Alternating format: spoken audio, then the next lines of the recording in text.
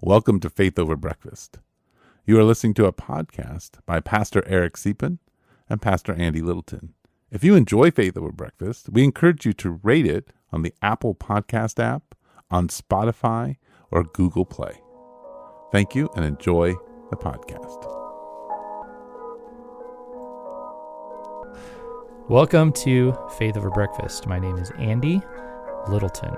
I'm from Mission Church in Tucson, Arizona, and I'm sitting with Eric Deepen from The Village. The Village. Yeah, also in Tucson. And today we intended to talk about ways that we've changed. There had been some thought of talking about SNAP benefits being lost, and we did indeed talk a bit about both of those, but the real conversation has to do with giving generously, and that's the bulk of the second half, and it's my favorite part.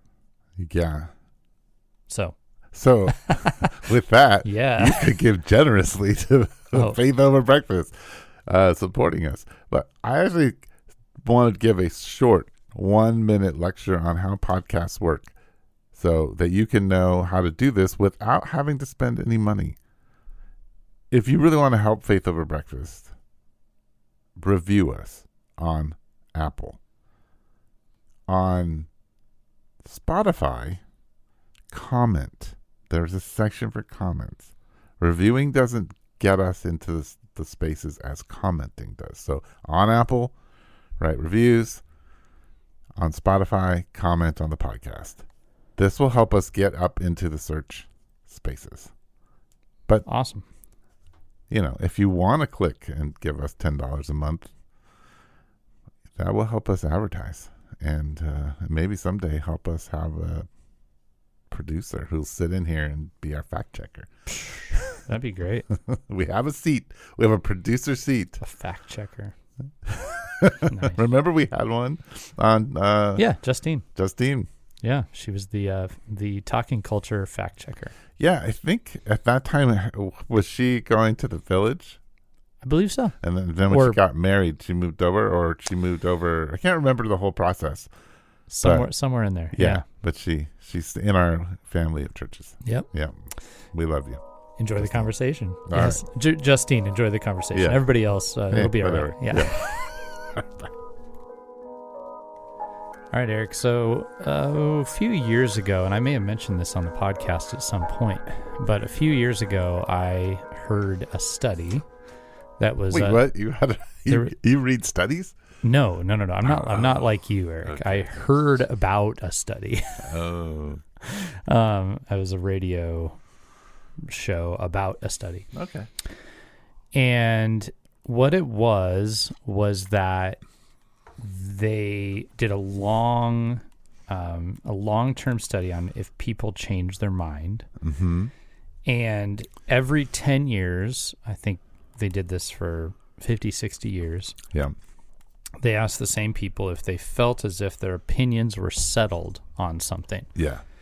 And then if they expected to change their mind on the subject. And then in 10 years, they checked in again, and then they did this over and over. And so what they found at the end of it, and it was a pretty consistent finding, if I remember right, was that people usually feel as if they have reached their conclusion on a matter, typically. So most of the people, when they said, okay, this political issue or this... Sure. They wasn't theological, but I think it could be this theological issue. Do you think that you have figured out where you land on this? And they said, yeah, I do. This is what I believe. I think that's what I will believe the rest of my life. And almost every single time, very high rates, in 10 years, the person had changed their mind, but also reported that they felt that this new version was indeed their settled. So very human. Yeah. And then guess what? 10 years later. Same thing. Yep. Same thing. Well, okay. Well, I don't see it quite the same as I used to. Do you think that you now are there? Yes, I do. I think so. And basically they found that human beings are very poor predictors of their future viewpoint. Yeah. And they tend to think that where they are right now is where they will always be. But that most of them change their mind pretty consistently throughout their life, but are very poor predictors of this. So, Eric, what have you settled on that you're never going to change your mind on? And how have you changed over the years? Well, a little side topic. While you were talking, I realized I think you and I have a very unique relationship. And that I think you're one of the few people I could say that most of my time spent with you, I can't see your mouth. Yeah, that is different, isn't it? Just your eyes. Like I'm a mouthless man. Intentional, meaningful conversations over long periods of time have all been because I can't.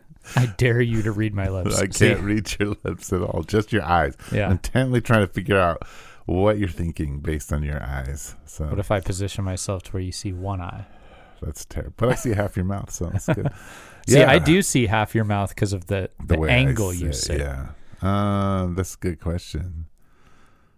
I think there are things that I thought I was settled on 20 years ago, which would make me 30. Yeah. Just planting a church that I'm not so settled on anymore. Such as? Well, I think at 30, I was pretty settled on what I thought the roles of men and women were. Yeah.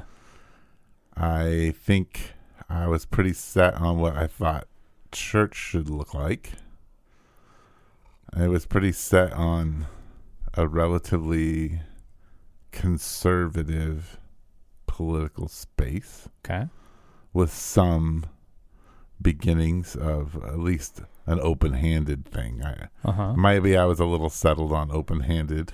You were settled on being open-handed. Yeah. Now, forget that. On everything. Yeah. So, I mean, I think... So we've talked about men and women in the church on this podcast before. And you don't like talking about it. It's just that it's like everyone else talks about it. That's why. Yeah. It's because it's such a... You can go find so many podcasts on it. Sure. They all say the same thing. They're saying the same thing. We could have a different... That's where I'm like, I don't think we have anything to add.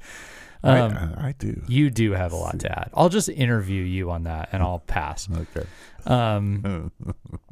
No, we have talked about that. Yes, we have.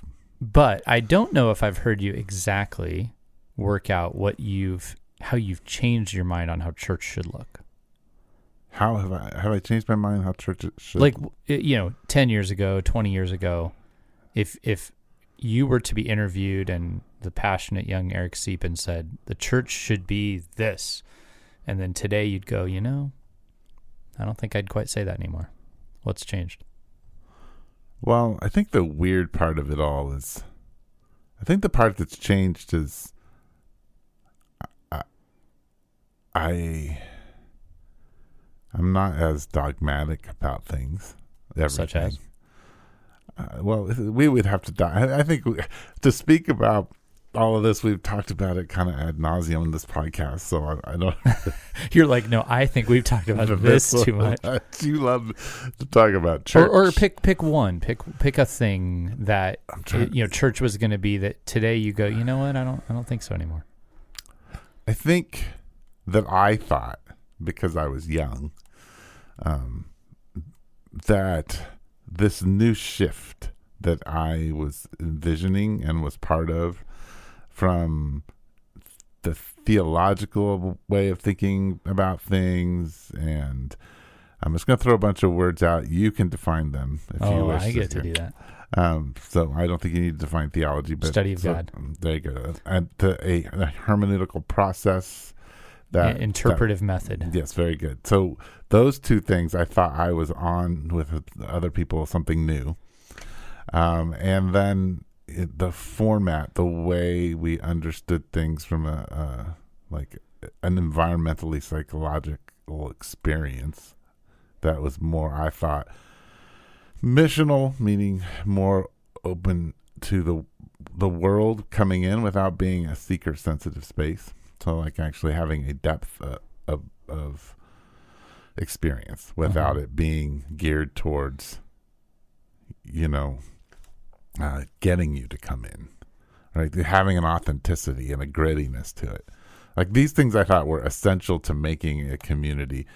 I think so I just started rereading, I think I read it 20 years ago, but I will say rereading The Barbarian Way by Erwin McManus. Yeah. And so these two books were written at the same time. Wild at Heart and The Barbarian Way were both written at the same time. Wild at Heart took off. It became a national bestseller. They're speaking about two different things. In a sense, Wild at Heart was all about finding your internal man, and going on your venture. Yeah. And The Barbarian Way was about basically going to the edge of hell and fighting for people and being, and, he one was about finding something in yourself. The other was connecting to others. His whole premise is, God did not suffer on the cross so that you could build and maintain an internal community, right? And kind of preserve a way of life. He didn't suffer for that. He suffered that you might bring people into the kingdom and into a relationship with him. Yeah. And so that's more his premise. So like that kind of thing was what I was thinking about at that time. Now I'm like, let's build the fortress and not let anybody in. Okay. No, I think I still believe all those things. I just don't think that. I think what I was building and what I have built is something for a particular generation and a particular mindset, and things are changing. And as a person who's now older and watching them change, I'm like, there's a whole nother way of doing all of this for another generation that I think we have really good things to offer to. Sure. But it will look different. And I've gotten comfortable with just feeling uncomfortable and not enjoying things, even though I don't like them. I've learned that. I think I didn't know how to enjoy things. I didn't think I should enjoy things that I don't like. Yeah. And I think that's probably what I've grown in and changes. Like I can see the good in this. I don't like it. It's not my thing. Yeah. From church to books that people read to things that people think are important. I've learned to really appreciate whatever God's doing in that. Learn not to be critical. Yeah. Right out the door. Yeah. I try really hard not to do that. Yeah. I was pretty, I mean, it's not that I'm not pretty sure of myself now. Yeah. But I think I'm, I don't like theologically, I don't know. I mean, I think I've changed and I've become, I wasn't a pacifist. So I kind of made a transition to being more, at least leaning more in that direction. Like if you listen to the very beginnings of this podcast, you'll hear me talking about being a pacifist because I was.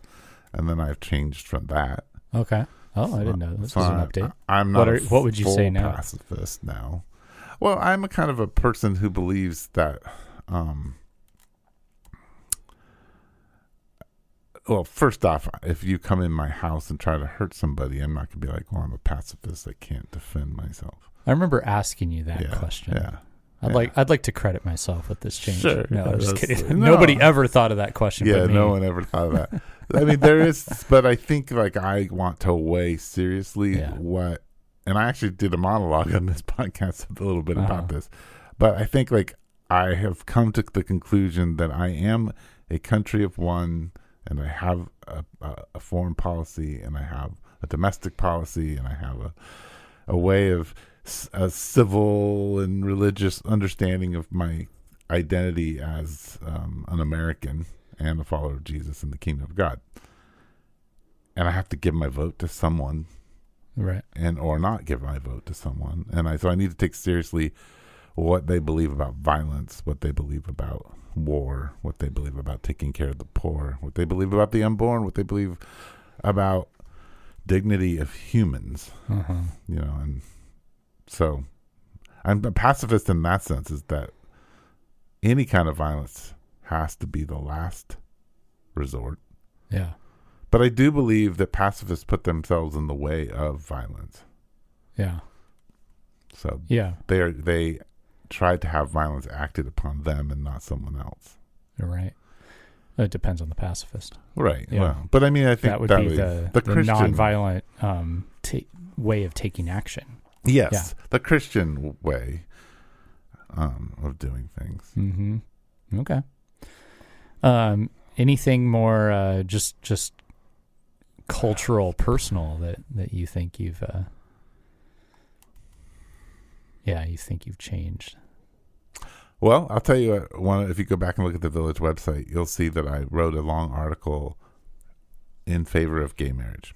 Oh, really? When was that? It would have to be in like the early 2000s. Okay. And the argument was built around this idea that the church, I don't believe that it's actually marriage. I believe in mutual contracts. Whatever we're having, like what I have between my wife and I, under the law, is just a contract. What I have, marriage is something that the church gets to decide, not. So I wasn't in favor of gay marriage within the church. I was just in favor of, you want to contract with your horse, contract with your horse. I don't care, like as long as you pay taxes. That was my opinion. You're an early libertarian. Yes. Now I'm like, I'm not in favor of that. I don't think, but I'm not in favor, I don't think, of the government supporting marriage in a sense too. I'm not fully sure how I understand all of that. Yeah, that is an interesting, I mean, I get it. I get the need for the government to discern who is, who's doing things jointly, what people are doing things separately, and how one gets to decide that. Yeah. I mean, it's interesting. Two people can enter into an LLC together and do business. Sure. And that business is considered an entity, like a person. Right. There's a lot of interesting stuff there. Yeah. I mean, I think that like I don't believe that what was being done was right, and I do believe that it's good for the government to support something good. And so I do think I think that it was good to say, on one hand, it's good to say, hey, this is marriage and we want to support it tax-wise so that it can produce more human beings. I mean, this is just I don't know, it helps a government survive, is that when you help a family that produces more citizens, right, thrive, then you're in a good place. But I also was like, I don't think gay marriage was the place I wanted to die on then. Sure. Now I think I would probably say, no, I'm not in favor of that at all. I think I appreciate the government doing what it's doing. I'm not going to fight for it to take, if it takes it away, I'm not going to be like, you can't do this. Why are you doing this? And it's like, okay, well. It's not as critical of an issue in your mind. I don't think so. I mean, I think that's the thing. After so many years, everything's gotten muddy. I think that's more what I think I had very clear understandings of things, and now I'm like, yeah. I've learned that when I say things out loud, I then think maybe I don't believe that. I don't know. I need to process that again. That sounds like a bit of a sign of maturity to. Well, thanks.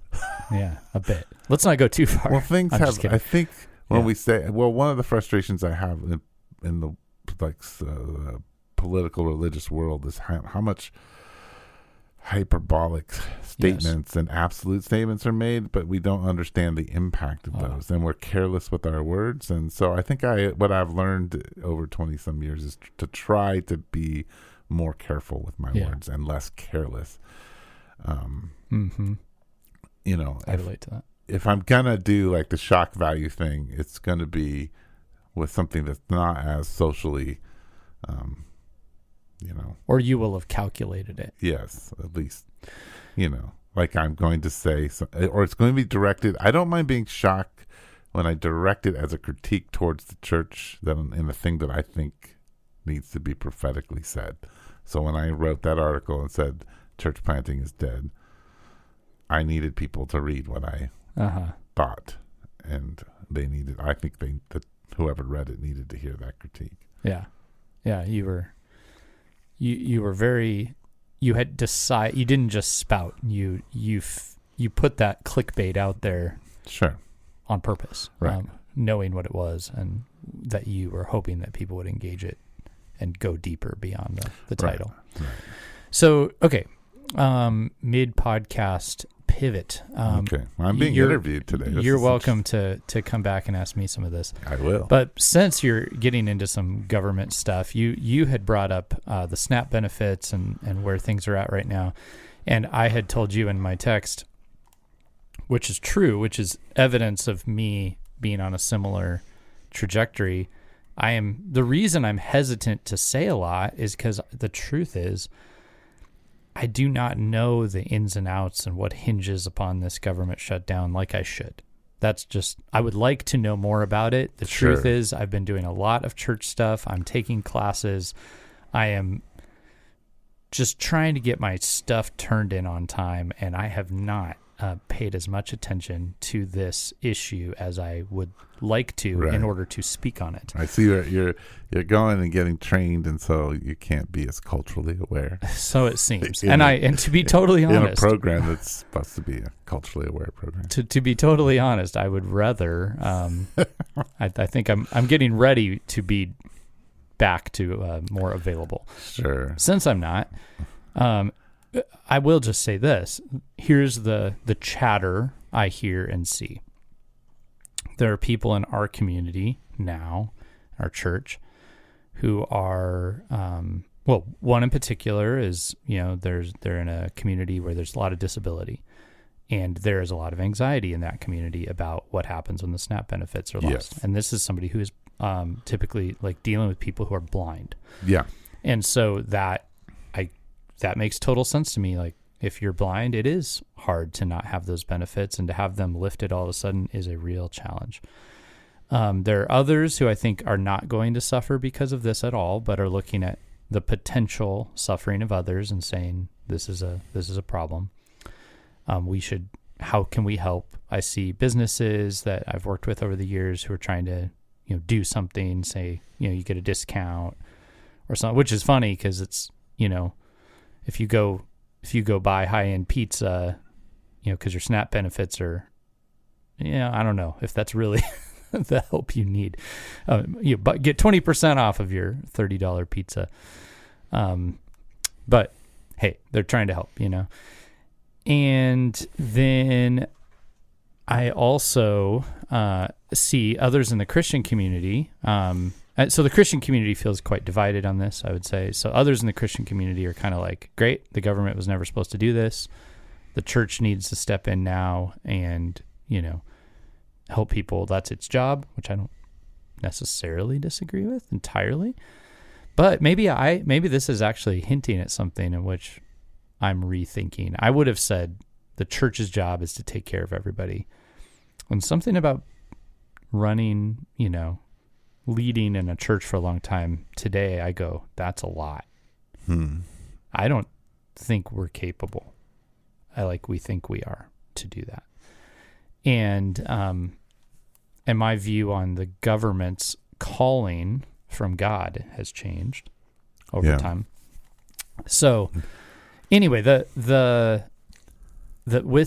I don't know all the ins and outs behind this. All I know is that Christians are either saying the government should do this is wrong, or others are applauding it, saying the government was never supposed to do this, and now, great, get the government's hand out of this.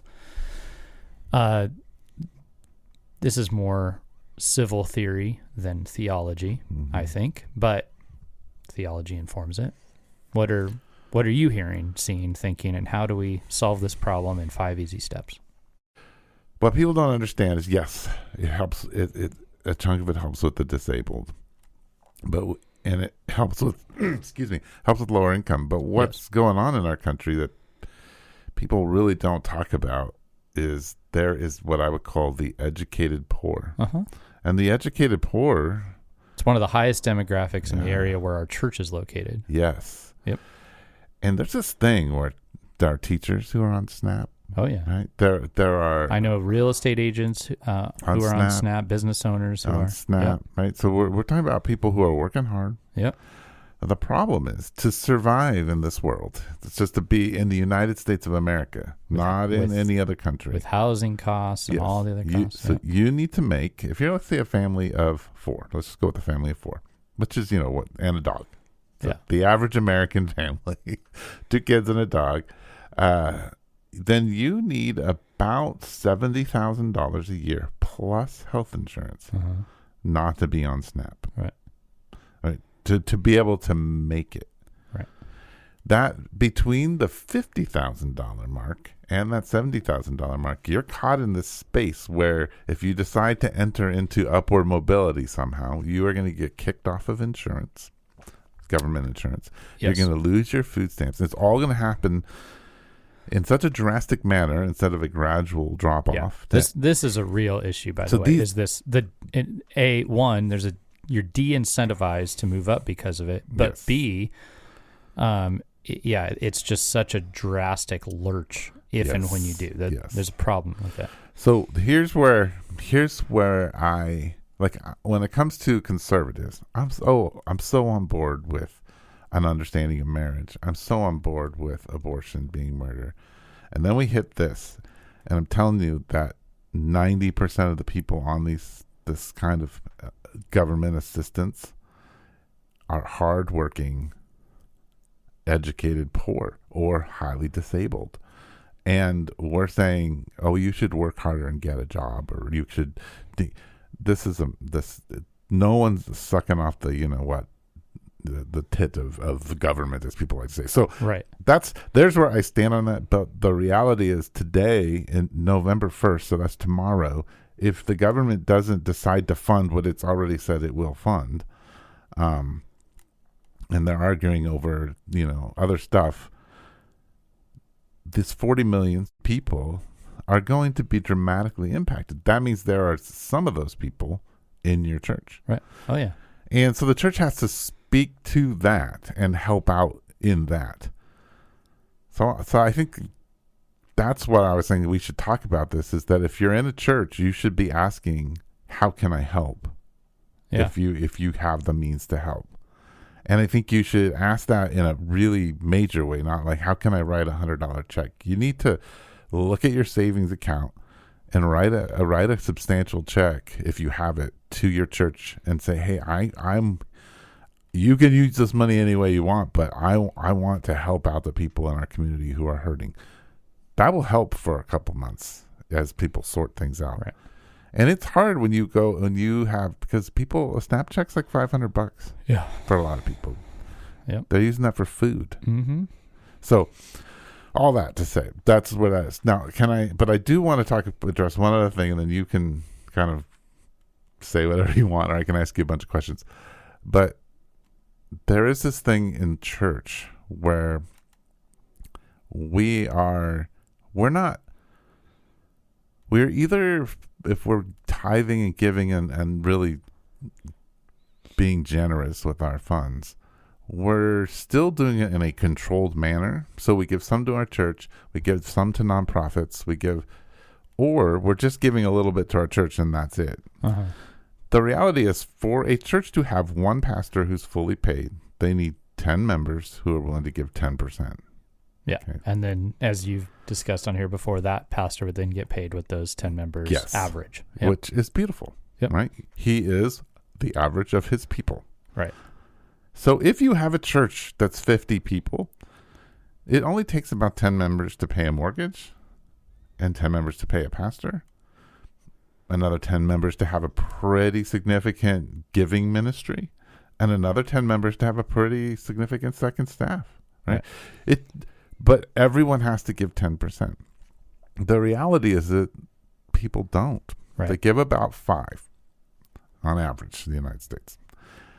And so when we say the church needs to take care of people, the only way the church can say, hey, we would like to see less dependency on the government within our community, then the whole community has to agree that that's the goal. And give more than 10%. And give more than 10%. Yeah. And that's the reality. And begin to, we talk about, again, the funny thing is like, I've heard a lot of, this is I agree with like the liberal community who's like, hey, a CEO should make, a multiplier of, I forget what it is, like let's say 10 times what the person at the very bottom of the company makes, right? And they shouldn't exceed that. That's great. It's true. Like, they have an expertise. That expertise provides jobs. Got it. That helps everybody kind of come together, because if you want more money on this end, you're going to want to pay your janitor more money, right? Sure. That's how that works. I think the church should be that way too at some level. Sure. Like those who make, I'm going to say this, those who make a lot of money should think about that. Right. Not just, I'm not saying give all your money away. I hate saying all these things because I have to think about it too. I mean, we all do. Like, part of it is saying, is this mine? Yeah. And could I help this person financially make it? Can I look around my community and say, I could help that person make it in life for the rest of their life, and it wouldn't even hurt me. Like, I wouldn't know. Yep. Now, I just want to throw this out there. Yeah, push back on me, because I'm just throwing it out there. No, I'm with you. I'm just trying to say, like, I'm anticipating the thought of a listener, and I understand it. I think somebody might say, that's a great idea, Eric, if the church was going to do that. Now, but they have a sneaking suspicion, if they were to give more, all of a sudden there's a building campaign. If they were to give more, all of a sudden there's going to be upgraded sound system. If they give more, all of a sudden it's it's going to go into something not that. Yes. Right. So now the village is let's just say that for every, yes. So, and the village needs a roof, right? Like at some point. Yeah. Yeah. The frustration I have is not just with like the local body. I think there's some discipleship, because money has been so abused, or people have been so afraid of talking about it, that me personally as a pastor, like, we need discipleship on how to be a people who are generous, and how to talk about money in really healthy ways. I agree. I just got a good talk on this from a friend of mine who was saying you need to lead more strongly in this area, and he's right. Yeah. And so I'm appreciating what you're doing right now. And this is a thing. I mean, people are going to hear this, and they'll see it at the village, but like, this is the thing that, like, we've been in beginnings of repentance in our elder meetings and pastors meetings, and processing through our own issues and all of this, and what God might be inviting us into. But that's a whole different thing right now. What frustrates me is, yes, there are billions and billions and billions of money spent on church planting, on missions, on all these other, and on building universities and education, and sending kids to Christian schools, sending kids to private school, colleges, while poverty exists, while your brother is struggling. Right. And I'm like, I don't think this is how Jesus wanted us to move the gospel forward. And I do think it's this is where I go back, full circle back to my 30-year-old self. I don't think we're here to preserve institutions. And that you should be part of an institution that is wanting desperately to kind of be a people that are willing to risk a lot. Yeah. And be okay with living at a particular place. And I was talking to our intern pastor, who I don't think of as an intern, but he is. Yeah. Who does a lot of our use of Daniel, and he was saying he was, listening to people who they make millions of dollars, and they've chosen to live at like this, $65,000-$70,000 mark, and then they just give everything else away. Yeah. And it's a powerful thing. Is to say, this isn't, I don't need all this stuff. Like, I can be happy and content in this space, and then just give it away to the people who need it. That's powerful. I wonder what's your point? Like, at what point, and could you build a life where you're like, this is all I need. Maybe I can adjust for inflation, because our world is, but I'm just going to give it all away. Right. That's hard because people are like, I want a retirement, I want to travel. I want these things, right? Right. And I think some of that says that we don't believe that the life in the kingdom of God, in the future kingdom, at the wedding feast of the Lamb, and then forward after that, is 10 billion times better than a few experiences now. That's exactly what we don't believe. I don't, and so we don't live that way. And hey, I'm raising my hand, and we can see. I was going to say, I'm with you. I feel that 100%. I feel very finite. Yeah, and I need these experiences. I was watching, one of the guys on Shark Tank, billionaire or close to it, and he was saying that one of the people that he admires says to people, yeah, right now you're young, you're broke, and and she lists off these terrible things, and then she says, there is not one billionaire in the world who wouldn't trade where he is now to be where you are. Right. Because time is the only thing that's equal for all of us. Well, and even that doesn't always shake out. Well, how you spend your time, but like, yes, you may die, but the moment you have it, as long as you're alive, it's the same for all of us in the sense of it keeps moving. Yeah. When we keep aging. What that moment's like is different, but yeah. Anyway, all that there you go. There's my my monologue. Okay, so SNAP benefits. There you go. So my thing is like, I hope that we'll be able to help all the people in our church who need help, and we're going to work on figuring that out and trying to connect to who is in need. And then help them out as best we can. And right now, I think we could do that. Like our church could manage that for a couple months and be like, okay, we got it. I don't know if we could manage it for a year unless the giving changed, right, in our community. I almost like the idea. I was just thinking about this of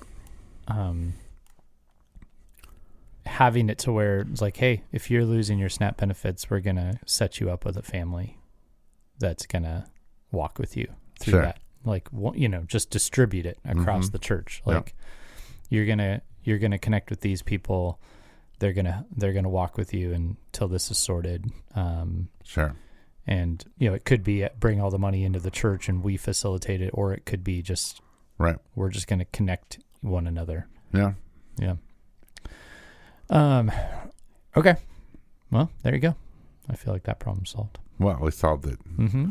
Well, I think those we forgot the 5 easy steps, but we'll roll with it. Let me hear what I would like to hear what you think, because I think I have believed that, maybe not as well articulated if I articulated it well when I was 30, and I believe it now.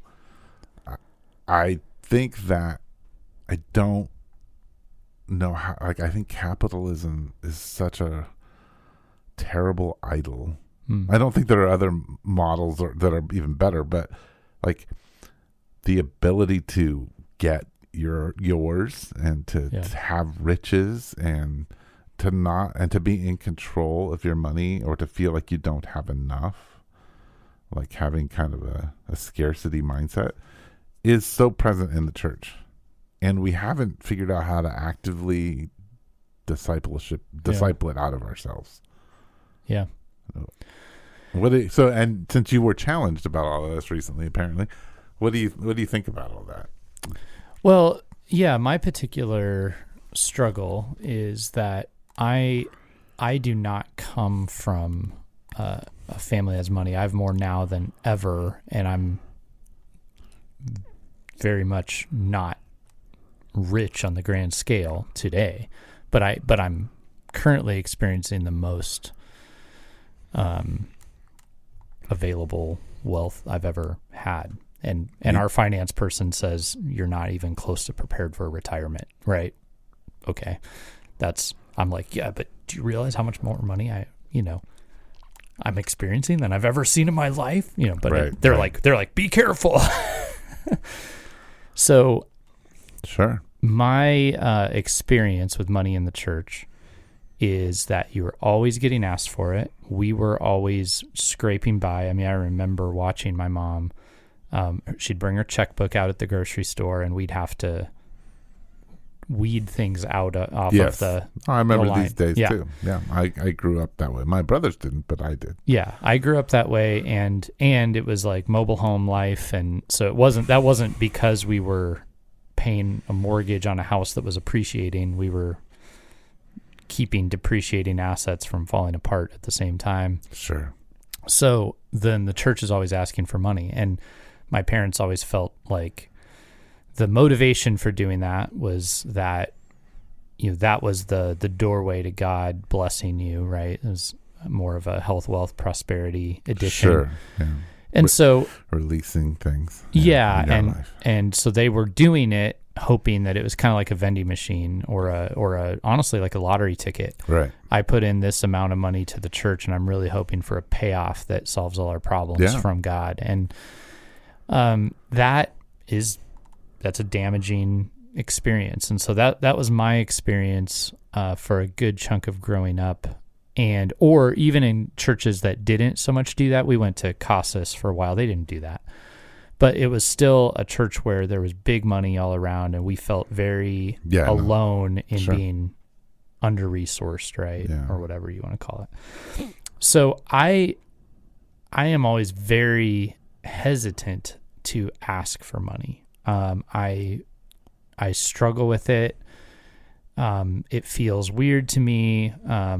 There's also probably this piece that, like, a shame in it, because I know that this is a ministry that has a lot to do with me and that I've had, put a lot into, and it feels, on the flip side, like asking for money personally, even though I know that's false. So the friend was, he was trying to get through to me on something that I know is true, and I agree with him, but it was, this isn't about you. This isn't about, that people need to give generously, not to give to you, not so that the church can build something. They need to give generously because it is a faith affirming and growing discipline. Yes. Essentially, right? Yeah. That they need this from you to guide them into deeper relationship with Jesus. They need to let go of their money. It's imperative. It's important. And I agree with that, but I am facing down this monster in my life of the way it was done wrong, and and I'm weary. I've seen it done with guilt, where it was, as a leader, I need you to pay more because I need it and I'm suffering. Right. And I think that is wrong. And I've seen it where it's the opposite, where it's the lottery ticket. If you want God to bless you, and I believe that is wrong. So it feels like there's this balance beam, right? And I feel like I'm not good at walking it yet. But I know I need to. I know it's important. But I feel those... I'm afraid of messing that up, basically. To be totally honest, that's the...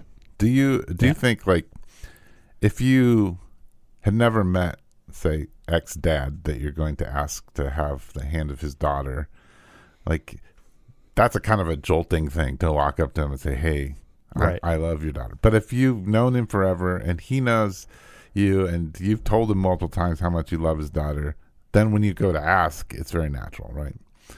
I feel like and what I hear from you is, it feels like we've never talked about this before, but by the way, it's that kind of awkwardness. Yeah. And I think part of it is normalizing the conversation to some degree. Well, I mean, I think so in our church, every third week, you guys do a catechism. We do a version of the catechism, but it's with 3 to 8 year olds, and and it's more like these are our village. So Apostles' Creed, what's the structure of the creed, the Lord's Prayer, and then our 6 values. Yeah. So we get to the disciplines, and every time you're having these kids talking about what the disciplines are, you're talking about prayer, reading the Bible, singing, all the different kinds of things, silence, Sabbath, but never do we ever say, oh, and giving. Right. I was wondering if you were going to say that. It struck me recently. I'm like, we don't. I've never taught about this as a discipline. I never build it into people's lives as a discipline. Yeah. And I think some of it is I grew up with my parents and then my peers at some level is that you don't even talk about how much you make. That's inappropriate. This is a big thing. I think you don't talk about your money. This is something I hear a lot, is that is actually, especially if you have more, that you're not supposed to talk about it and it's not supposed to be known. And something feels off about that to me. But it's deeply ingrained in some folks. Yeah. Yeah. Well, and I mean, it's like not like people are dumb. Right. Yeah.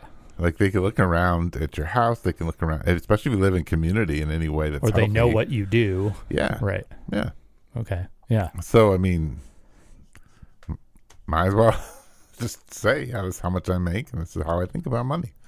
Well, it's such a cultural thing. A friend of mine years ago was a missionary, and I was having a conversation with them, and I asked something about the wealth disparity, or I forget what I asked, but he said, this is the big interesting thing I learned. I think it was Indonesia. In the community where they were, wealthy people were obvious. The wealth disparity was significant and it was obvious. But he said the interesting thing was the people with less wanted to live close to the person with wealth, and the person with wealth was honored that they wanted to. And that's interesting. I hadn't heard that. And I'm sure this makes happens in pockets, totally right? Sense, yeah. But he said because the viewpoint of the poor in that community was, well, they have learned something. Right. They have wisdom. I want to be near it. Maybe they could impart something to me. Maybe they could share with me. Maybe I could whatever, right? And the viewpoint of the one with wealth was it's an honor to be respected in this way. Mm-hmm. And that's just so different from our culture. Yeah. So different from our culture. Yeah. Yeah.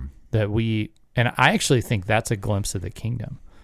That we would look to somebody who God is, when God talks about rewarding people, we Americans have a hard time with that because we shouldn't want to reward, right? Well, that's because we're jealous of people that win things. And we want to distance ourselves from them because of our jealousy. What if in the kingdom, you look at somebody who God rewards and you say, I'm so thrilled. I want to be near you. I want to know what you know. I want to share in that with you. Not because I'm jealous, but because I'm excited. And I think there's something in the American mentality that short circuits this, and I think it impacts our giving. Yeah. Well, I think I've always pondered the early church, and you're talking about, they would sell their land, or they would give half their land, and they're giving huge chunks to the church. Right.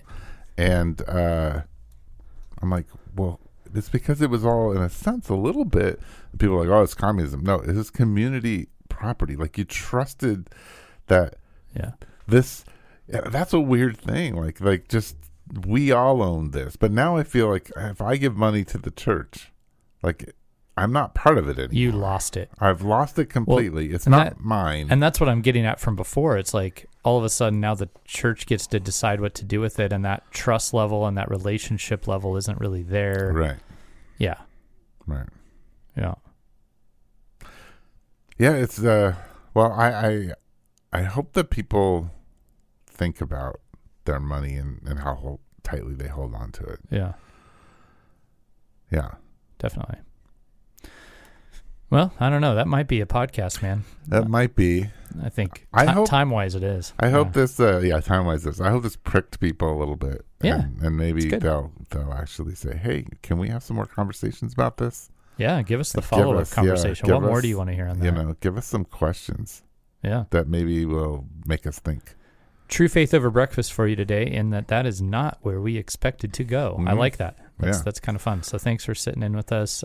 You can send us questions through the podcast apps that allow texting. You can email us at faithoverbreakfast@gmail.com.